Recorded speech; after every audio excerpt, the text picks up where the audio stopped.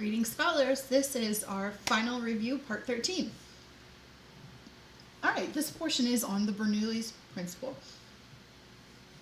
I know that it sounds tricky and hard. It's really not. It's going to look scary, but it's really not. Don't be afraid. Okay, let's talk about what these terms are. P, pressure. Okay, initial pressure, final pressure. All of this really follows the conservation of energy equation. Do you remember, do you remember when we talked about, potential energy plus kinetic energy equals final energy, potential plus final kinetic? In fact, we even put in like spring potential energy at some point in there. So while this is conservation of energy, mechanical energy, this is conservation of energy for fluids and fluid dynamics.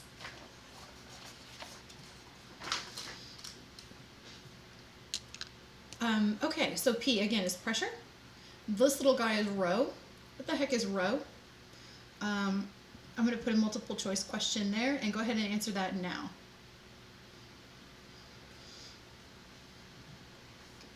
So rho is just simply the density. Okay, G is gravity. We need fluid density because this term has to come in here in order to have the same units as pressure. Typically the density is the same all the way across. Okay, so understand that. Our fluids don't usually spontaneously change density. In fact, most fluids are incompressible and cannot change density. So this would be like a really weird situation if rho changed. But Y is initial height. Oh, okay. So if we're talking about something like this, hey, remember when we did this question here? And we talked about the Coke bottle or the lemonade bottle. I had the bottle full of fluid and I had punched holes in it. It doesn't matter the width of the hole, okay? It was just I had 3 holes, and the top one kind of spewed here, the middle one spewed a little farther, and then the bottom one actually went the farthest away because it had the most pressure on it, okay? But what you'll see is that all of these things are proportional. It's actually a really simple equation as long as you've got it written out. So I want to apply this really quick to a problem, and I'm going to show you how to solve that problem. Okay, we solved a problem like this once together in class. Imagine that I want to know what is the velocity of the water right here at this point. So in other words, let's say that this distance right here is 0.5 meters. Sorry, is that hard to see? 0.5 meters. Okay, from the top to the bottom.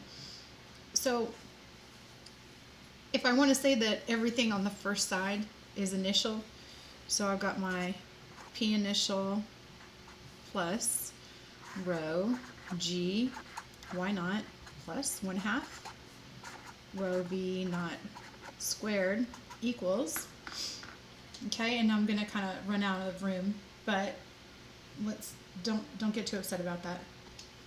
All right, so let's talk about our initial conditions of the water up here at the top. If I'm looking at those initial conditions, in our situation, the initial pressure would be, the 1 atmosphere. And it's very nice to remember that the rho for water is just 1. Don't even worry about the units, it's 1. Gravity. And the initial height, right, is 0.5.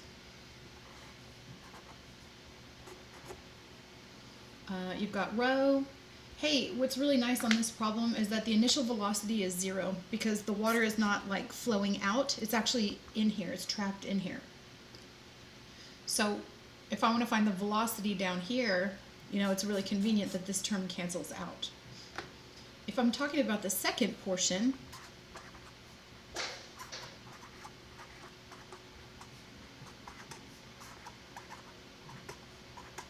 if I'm looking at the second portion, you know, the second height is 0. So actually what happens is this cancels. And what I end up with is that my initial row, my initial pressure. Sorry, I didn't realize I was writing off the page. My initial pressure plus rho G initial height equals my final pressure plus 1/2 rho V2, okay, or squared. That is for this situation. I'm not telling you right now that your question on your exam is going to look like that.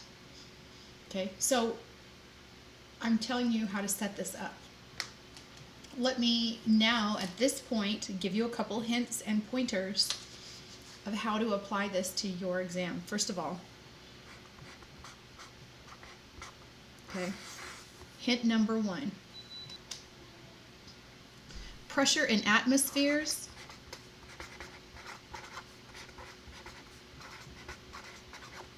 must be converted to what?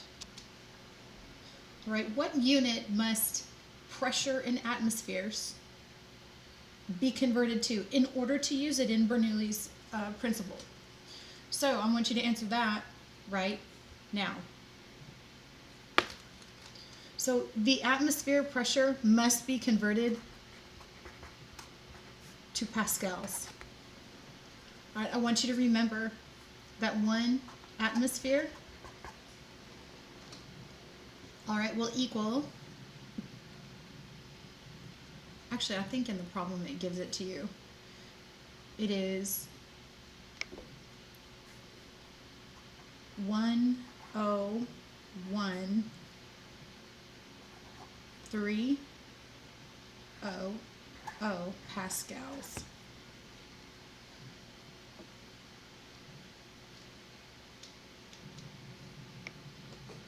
All right, or actually it may give it into exponential form, but please understand, you must have pascals in order to plug into this equation. All right, pascals are the SI unit for pressure. Hint number 2. It does not matter what size these holes are, okay? It doesn't matter that I'm in a jug, okay, right here, like the water is sitting here in the bottle with a diameter of, I don't know, 0.7 meters or something, and then this little hole is only 0.002 meters. That does not matter. So please understand. Boom. The diameter does not matter. Okay, do not worry about the width of the hole itself. So because you're going from, a giant jar bottle to this little itty bitty hole with a smaller diameter, it doesn't matter. The only thing that matters are these terms. Okay, and let me bring that back down. Your pressure, your density, okay, gravity 9.8, the height, the velocity. Those are the only terms that you need. Okay, and that is my hint to you. Yay. You like that?